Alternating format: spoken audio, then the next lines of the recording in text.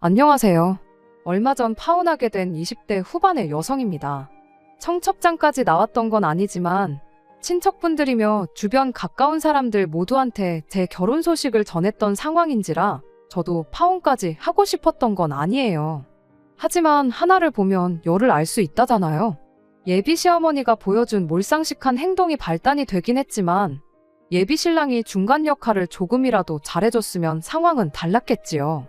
하지만 팔은 안으로 굽는다고 예비 시어머니 편을 들어주면서 오히려 저를 이상한 사람 만드는 예비 신랑 모습을 보니 파혼 말고는 다른 방법이 없겠더라고요. 이렇게 파혼하게 된 것이 정말로 유감이긴 하지만 다시 생각해봐도 정말 잘 내린 결정이었구나 하는 생각밖에 들지 않네요. 예비 신랑, 그러니까 남자친구와 처음 만나게 된 건 회사 선배가 주선해준 소개 자리에서였습니다. 당시 제가 입사한 지 얼마 되지 않았던 시기였다 보니 거절하기 약간 애매한 부분이 있었어요. 좋게 돌려 말해서 거절을 했는데 끈덕지게 달라붙어서 한 번만 나가달라고 계속 부탁을 해오는 선배를 보니 어떻게 나가보지 않을 수가 없겠더라고요. 그래서 결국 소개 자리에 나가게 되었었죠. 그때 남자친구를 처음 만났던 거고요. 왜 그렇게 선배가 저한테 끈덕지게 한 번만 나가보라고 부탁을 했는지는 당시 남자친구를 만나보니 딱 알겠더라고요. 남자친구는 제 회사 선배의 절친한 친구였어요. 과거에 회식 자리에서 단체로 사진을 찍었던 적이 있는데 그 사진을 회사 선배 친구인 남자친구가 우연찮게 보게 되었고 그때부터 집요하게 저를 소개해달라고 부탁을 했었답니다. 10번 찍어 안 넘어가는 나무가 없다는데 당시 연애에 큰 흥미가 없었던 저도 끈덕지게 연락해오던 남자친구를 무시할 수는 없었어요. 직장 선배도 중간에서 노력을 많이 하기도 했었고요. 그렇게 결국 인연이 닿아서 남자친구와는 연애를 시작하게 되었죠. 2년간의 연애 후 남자친구의 청혼에 제가 결혼을 결심하게 되었던 만큼 연애하는 동안은 저에게 참 잘해주던 사람이었어요. 별 쓸데없는 걸 가지고 제 속을 썩이는 일도 없었고 이 사람이라면 평생 내 편에 서주겠구나 하는 확신이 있었죠.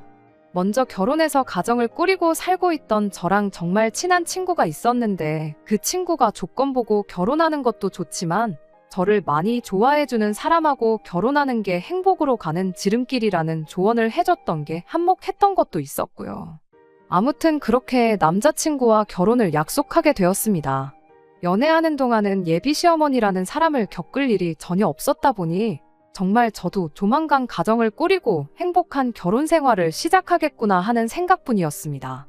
하지만 예비 시어머니께 처음 인사를 드리러 갔을 때 제 생각보다 결혼이라는 게 훨씬 더 힘든 일이겠구나 하는 느낌을 지울 수가 없었어요. 첫인상부터가 정말 대단하신 분이셨거든요. 처음 인사드리러 갈 때 빈손으로 갈 수는 없으니 여러모로 고민을 많이 했습니다. 남자친구가 저희 집에 결혼 허락받으러 처음 인사 왔을 적에는 과일 바구니를 사들고 왔었어요. 저도 똑같이 과일 바구니 가져가면 쉬운 일이겠지만 그렇게 할 수는 없었습니다. 남자친구가 자기 집 식구들은 전부 과일들을 안 좋아한다고, 여름에 한참 더울 때 수박 몇 통 사 먹는 거 말고는 집에서 과일 구경을 하기가 힘들다는 이야기를 연애할 때 해줬던 적이 있었거든요. 그런 상황인데 남자친구가 과일 바구니 가져왔다고 저도 똑같이 과일 바구니를 가져가면 성의가 없다고 생각하진 않을까 싶기도 했고 말이죠. 그래서 이것저것 고민하다가 꽃다발과 식사하기 전에 간단히 먹을 수 있는 전통차를 가져갔어요. 예비시댁에 도착해 먼저 인사부터 드리고 식사는 근처에 남자친구가 예약해놓았다는 고깃집에서 외식을 할 계획이었거든요. 그런데 그때 반응이 참 안 좋았었습니다. 예비 시어머니가 제가 들고 온 꽃다발을 보자마자 표정이 일그러지는 게 제 눈에도 딱 보였어요. 뭘 이런 걸 다 사왔냐며 제가 사온 꽃다발을 받아들으셨는데 식탁 위에다가 대충 집어 던져놓고는 다른 한쪽 손에 들려있던 쇼핑백을 흘긋흘긋 보시는 게 저거 말고 뭐 다른 건 없느냐고 물어보는 눈치였죠. 그래서 제가 이건 전통차라고 하고 쇼핑백을 건네드렸는데 거기서도 실망한 표정이 역력했습니다. 제가 다 죄스러운 느낌을 받을 정도로 말이죠. 그리고 역시나 예비 시어머니가 그때부터 제가 센스가 없다느니 어쩌니 하면서 눈치를 주기 시작하더라고요. 세상에 꽃 선물보다 쓸모없는 선물이 없다느니 어쩌느니 하시면서 꽃은 뭐 먹을 수도 없고 금방 시들어서 되팔 수도 없는 거 모르냐며 다음부터는 뭐 사올 때 돈이 되는 걸로 사오라고 하시더군요. 정 고르기가 힘들면 차라리 현금 봉투만한 선물이 또 없다고 하면서요. 저도 차라리 현금을 드렸으면 고민 안 해도 되고 편했을 거예요. 그런데 제가 암만 결혼하기로 했고 결혼 허락받으러 간 자리기도 했지만 아직 이 집의 며느리가 된 것도 아닌데 다짜고짜 용돈 봉투를 건네드리는 것도 이상하잖아요. 그리고 아무리 제가 준비한 게 마음에 안 들었어도 사람을 앞에다 두고 그렇게 무안을 주시니 솔직히 마음이 상했습니다. 제가 사온 전통차를 두고도 뭐 보리차만도 못한 걸 사왔느냐며 계속해서 현금 봉투 노래를 불렀습니다. 하지만 그게 다가 아니었죠. 남자친구도 괜히 지금 인사드리고 대화 나눠봤자 좋은 이야기 나올 게 없다는 판단이었는지 이야기는 나중에 나누고 배고프니까 식사부터 하러 가자고 분위기를 전환시키려고 하더라고요. 저도 바늘방석에 앉아서 어머님이 현금 타령하는 거 듣는 거보단 그게 낫다는 생각이 들었어요. 그런데 예비 시어머니도 참 어떤 의미로 대단하시더라고요. 거기다 대고 한다는 소리가 글쎄 뭐 돈 아깝게 고깃집까지 가서 고기를 먹냐고 집에 있는 거 차려줄 테니까 밥 먹고 가고 외식할 돈 있으면 그 돈을 차라리 당신한테 주랍니다. 선물이 시원찮네 어쩌네 그런 이야기는 안 하셨지만 그 이야기의 연장선이나 마찬가지였죠. 내 기분 잡쳤으니 돈으로 풀어달라 시위하는 거나 마찬가지였어요. 집밥이라고 뭐 대단한 거 해주신 것도 아니고 냉장고에 있는 밑반찬들 반찬통 그대로 꺼내주시고 그나마 예비 며느리 왔다고 생색이나 내시려는 듯 고등어 한 마리 구워주셨습니다. 그 와중에도 저 못 먹게 하려고 그러셨던 건지 식사하는 내내 고등어 살만 발라내서 남자친구 밥 위에다가 올려주시는데 제가 꽃다발 한 번 사왔다고 이런 대우까지 받아야 하나 싶은 생각이 다 들더라고요. 집에 돌아가는 길 남자친구가 발에다 주겠다며 따라 나왔는데 정말 파혼 이야기가 목구멍 끝까지 차올랐습니다. 지금 돌이켜 생각해보면 그냥 그때 파혼했었다면 그 후로 2달 정도나마 시간 낭비는 하지 않았을 텐데 싶네요. 그때 파혼을 안 했던 이유는 남자친구도 자기 어머니가 저한테 큰 실수하신 거고 잘못하셨다는 걸 바로 인정했기 때문입니다. 거기서 자기가 중간 역할을 제대로 못한 것도 저한테 빌듯이 사과를 해왔고 다음부터 2번 다시 어머님이 저한테 그렇게 막대하지 못하게 자기가 잘한다고 약속까지 했기 때문이에요. 저도 금방 화를 풀 수 있었던 건 이러나 저러나 제가 남자친구랑 결혼하는 거지 남자친구네 어머니랑 결혼하는 게 아닌 걸 알았다 보니 중간에서 남자친구가 자기 역할만 똑바로 해준다면 2번은 있지 않을 일이라고 생각했기 때문입니다. 그때는 파리 안으로 굽는 법이라는 걸 전혀 생각도 하지 못했지만 말이죠. 그 뒤로 예비 시어머니를 한 번 더 찾아뵐 일이 있었어요. 그때는 그 노래를 부르던 현금 봉투는커녕 당한 게 아직 앙금으로 남아있었다 보니 그냥 빈손으로 찾아갔었습니다. 그런데 또 웃긴 건 예비 시어머니는 꽃다발을 사갔을 때보다 빈손으로 왔을 때 오히려 더 정상적인 사람처럼 보였고 저한테도 꽤나 잘해주셨었죠. 한편으로는 빈손으로 온 저한테 아무 말도 안 한 게 남자친구가 저랑 약속한 대로 어머님한테 잘 말씀드렸구나 그런 생각도 들어서 저도 기분이 좋았었죠. 그날 양가 상견례 날짜도 잡게 되었고요. 상견례 때는 따로 별다른 사건은 없었어요. 결혼이야 남자친구랑 벌써 양가 어른들 도움 없이 우리 모은 돈만 가지고 반반 결혼을 하는 게 좋겠다는 식으로 이야기가 되어 있었다 보니 그날 자리는 정말 말 그대로 양가 어른들이 처음 인사를 나누는 자리로 좋게 마무리가 되었었거든요. 상견례 이후로 남자친구와는 결혼식 날짜는 대충 언제쯤에 하는 게 좋겠다. 식장은 어디가 좋다더라 하는 이야기 정도만 나누고 있었어요. 그때쯤이 1년 중에 저희 회사가 가장 바쁠 시기라서 그 시기만 넘기고 본격적인 결혼 준비를 시작하려고 했었거든요. 그런데 그때쯤 예비 시어머니한테서 예단은 어떻게 할 거냐는 연락을 받게 되었네요. 결혼은 허례허식 빼고 남자친구와 제 돈만 가지고 하기로 했었고 당연히 예단과 예물은 생략하자고 벌써 이야기를 해놓은 상황이었거든요. 제가 예단은 안 하기로 했다고 대답하는 방법도 있었지만 처음 인사드리러 갔던 그날의 악몽이 떠올라서 이 부분은 남자친구한테 맡기기로 했습니다. 어머님껜 남자친구랑 이야기해보겠다는 간단한 대답만 했고 바로 남자친구한테 연락해서 이 부분은 잘 좀 설명드리라고 부탁을 했었죠. 남자친구는 알겠다고 자신있게 대답을 했는데 며칠 뒤에 아무리 생각해봐도 친척들 보는 눈이 있는데 예단을 생략하는 건 경우가 아닌 것 같다며 최소한이라도 하는 게 어떻겠냐는 말을 꺼내왔습니다. 그래서 알겠다고 대답했죠. 대신 저도 예단한 만큼 예물을 받아야겠으니 그리 알라고 말했죠. 알겠다고 그럼 그렇게 하자고 대답한 남자친구였는데 그 뒤로 예단에 대한 이야기는 쏙 들어갔어요. 주거니 받거니 하는 거니 상관없다 생각했으니 안 해도 그만, 해도 그만이었던지라 저도 먼저 이야기 나올 때까지는 예단을 어떻게 해야 하느냐 물어보진 않기로 했었죠. 그러던 와중에 파혼을 결심하게까지 만든 사건이 터져버리게 되었습니다. 회사가 바쁜 시기라 정신없이 일하고 있던 중이었는데 예비 시어머니한테서 전화가 한 통 걸려왔어요. 무슨 일로 전화를 다 하셨나 싶었는데 다짜고짜 당신이 지금 저희 회사 근처에 와 계시답니다. 저희 회사가 예비시댁에서 거리가 있다 보니 예비 며느리 보겠다고 일부러 지나가다 들리신 건 아닌 것 같고 작정하고 찾아오신 건가 하는 불길한 생각부터 들었어요. 원래는 야근을 해야 했는데 상황이 상황이다 보니 회사에 양해를 구하고 저 먼저 정시에 퇴근을 하게 되었죠. 예비 시어머니가 저를 기다리고 있었을 근처 카페로 갔는데 세상에 카페 밖에서 저를 기다리고 계셨어요. 커피 한 잔 시키는 게 아까워서 저 올 때까지 밖에서 기다리셨던 건가 싶었는데 예상외로 그건 아니더군요. 그렇다고 카페에서 저랑 대화나 나누자고 오신 것도 아니었고요. 대뜸 저보고 어디 당신이랑 같이 갈 곳이 있다고 하더니 택시를 잡으시더라고요. 다들 예상하셨겠지만 택시비는 제가 냈네요. 도착한 곳은 저희 회사에서 가까운 거리에 있는 근처 대학병원 장례식장이었습니다.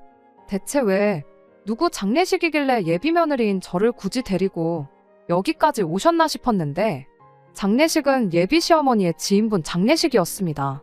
굳이 정확하게 짚어서 말한다면 예비 시어머니 고향 친구분의 남편 되시는 분의 장례식이었죠. 그러니까 저한테는 생판남이나 다름없는 사람이고요.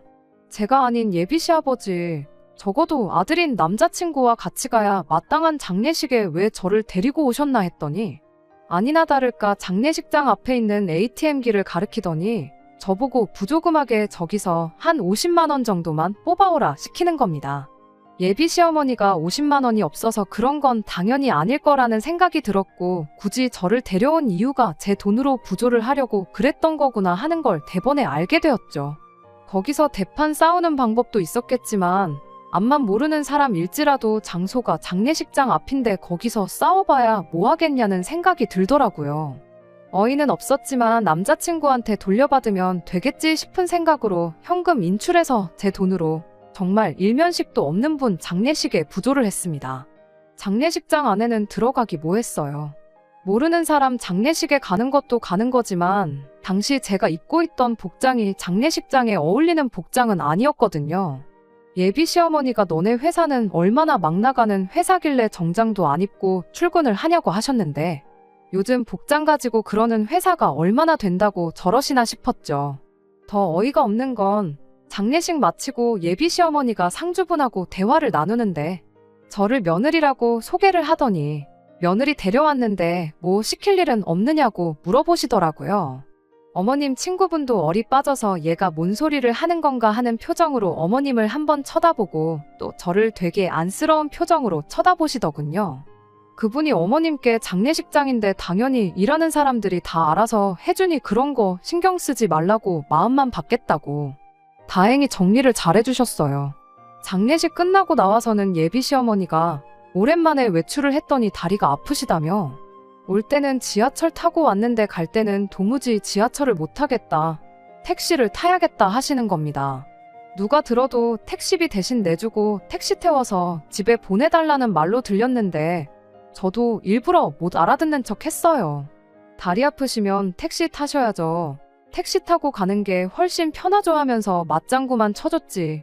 제가 택시 잡아드리겠단 말은 끝까지 안 했습니다. 그리고 집에 돌아왔네요.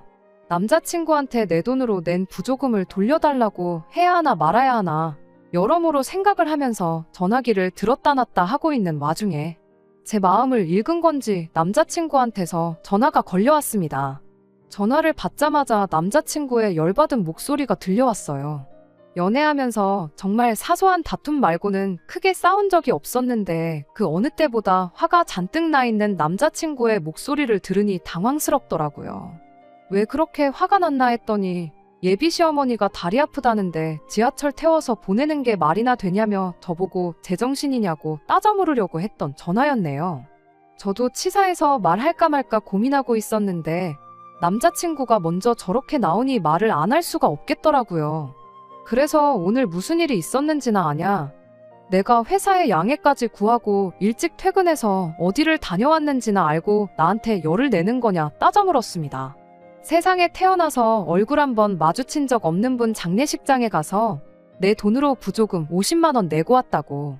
안 그래도 그것 때문에 당신한테 한마디 해야 하나 말아야 하나 고민하고 있었는데 당신이 먼저 화를 내주니 할 말은 해야겠다고 당장 제 통장으로 50만 원 보내라고 했습니다. 예비 시어머니도 어이가 없다고, 어떻게 당신 친구분 배우자 장례식장에서 예비 며느리 돈으로 부조를 할 생각을 하실 수 있냐고 같이 따졌죠. 처음 인사드리러 간 날부터 해서 무조건 제 편이 되어주겠다. 앞으로 중간 역할 잘하겠다던 남자친구는 온데간데 없고 가족이라고 눈에 불을 켜고 어머님 편을 들더군요. 어차피 너랑 나랑 결혼하면 시댁 경조사는 당연히 참석해야 되는 거 아니겠냐고. 너는 그깟 50만 원 부조하고 온 게 아까워서 복수하겠다고 다리 아파서 힘들어하시는 예비 시어머니 택시 한 번 안 태워주고 그 사람 미어터지는 시간에 지하철을 태워보냈어야 했냐며 성질을 부리는 겁니다. 그 말을 듣자마자 이미 제 머릿속에는 파혼이라는 카드밖에 떠오르지 않았어요. 처음 인사드린 날에 참고 넘어갔다고 해서 두 번째, 세 번째도 참아야 하는 법은 없잖아요? 남자친구한테 딱 잘라서 말했습니다. 길게 말할 것도 없고 오늘부로 파혼이라고. 앞으로 결혼 준비고 뭐고 할 것도 없고 내일부터는 그냥 남남이 되는 거니 연락이고 뭐고 하지도 말라고 했죠. 지렁이도 밟으면 꿈틀한다는데 남자친구는 제가 시작하자마자 파혼하자는 말을 꺼낼 거라고는 생각도 못했나 봅니다. 파혼 이야기 나오자마자 떵떵거리던 큰 목소리가 개미마냥 작아지더니 난데없이 자기가 잘못했다며 사과를 해오더군요. 중간 역할 제대로 못하고, 아니, 애초에 할 생각도 없었던 남자친구가 문제이긴 했지만 구차하게 나오는데 확실하게 싹을 밟아줘야겠다는 생각밖에 들지 않았어요. 그래서 조금 모질 수도 있지만 당신 어머님이 잘못한 건데 왜 당신이 사과하냐고, 나한테 제대로 사과하고 싶으면 어머님이 내 돈으로 부조한 돈 50만 원 들고 찾아와서 나한테 직접 사과하게 만들라고 전했습니다. 제가 화만 풀 수 있다면 뭐든지 하겠다던 남자친구도 그것만큼은 못하겠다고 다시 자존심을 부리더군요. 그래서 그럼 잘 알겠다고, 오늘부로 당신도 파혼하는데 합의를 한 걸로 알겠다 말하고 두 번 다시 연락하지도 말고 마주치지도 말자 말하고 파혼하기로 했습니다. 솔직히 100번 양보해서 남자친구 말대로 예비시댁 경조사 참여했다고 칠 수 있어요. 그 장례식이 친구분 남편 되시는 분 장례식이 아니라 시댁 친척분들 장례식이었다면 그 부조금을 내는 데 있어서 한치의 의문도 들지 않았을 겁니다. 그리고 한 가지 더, 장례식장 처음 가보시는 것도 아닐 텐데 굳이 친구분한테 며느리 데려왔으니까 일 좀 시킬 거 없냐고 묻는 것부터가 이미 어머님이 저를 며느리로 보고 있는 게 아니라 무슨 화풀이 대상으로 보고 있다는 거나 마찬가지였죠. 파혼한 뒤에 저 혼자 생각한 것이긴 하지만 처음 만났을 때 꽃 선물이 마음에 안 들어서 그랬던 건 둘째치더라도 예단 이야기 나왔을 때 내가 예단 해간 만큼 똑같이 예물 받아내겠다고 한 말에 빈정이 잔뜩 상해서 저랬던 게 아닌가 싶어요. 예단을 못 받는다면 어떻게든 결혼 전에 돈 나갈 일 있으면 예비 며느리 돈으로 다 해야겠다 작정을 하셨던 거란 생각밖에 들지 않네요. 사람이 돈을 좋아할 수는 있지만 돈 몇 푼에 사람을 사람처럼 대해주지 않는 사람을 시어머니로 모셔야 한다면 저도 충분히 결혼을 다시 생각해 볼 수 있는 문제라고 생각해요.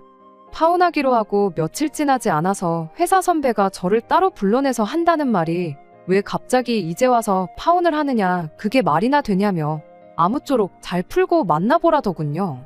자초지종을 모르고 하는 소리인 것 같아서 있었던 일을 모두 다 이야기해줬어요. 꽃 선물 이야기부터 해서 지인분 장례식 부조금 내 돈으로 내게 만든 것까지 말이죠.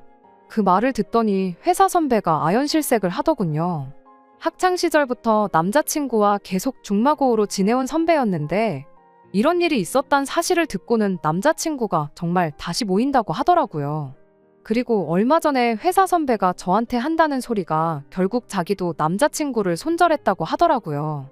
곰곰이 생각해보니 그동안도 자기 돈 몇 푼 쓸 때는 엄청 생색내고 친구들 돈 쓸 때는 엄청 궁시렁대고 그랬었나 보더라고요. 그 말 들으니 남자친구도 결국 예비 시어머니랑 다를 바가 없이 똑같은 사람이었구나 싶었고 파혼을 정말 잘 결정했구나 하는 생각이 들었네요. 결국 제 결혼은 쫑나고 말았고 부조금으로 들어간 50만 원은 돌려받지 못했네요. 하지만 돈 50만 원으로 앞으로의 제 암울할 뻔했던 결혼을 물을 수 있었으니 그 값으로는 싸게 먹혔다고 생각하려고 합니다. 이제 20대 후반인데 저한테 남은 시간은 아직도 한참 많으니까 말이에요. 끝까지 들어주셔서 감사합니다. 오늘의 사연은 여기까지입니다. 구독과 좋아요, 알람 설정 부탁드리고 더 좋은 사연으로 다시 찾아뵙겠습니다. 감사합니다.